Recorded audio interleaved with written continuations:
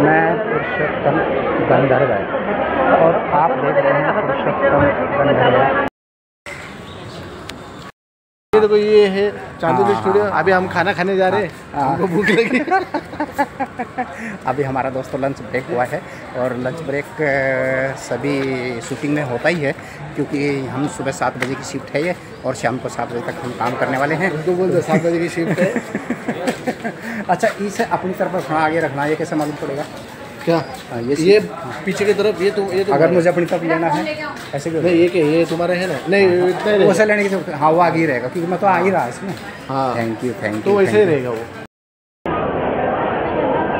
दोस्तों, मैं पुरुषोत्तम गंधर्व आप देख रहे हैं पुरुषोत्तम गंधर्व चैनल। आप पुरुषोत्तम गंधर्व चैनल को सब्सक्राइब करें, शेयर करें, लाइक करें और कमेंट भी करें। और thank you for watching video.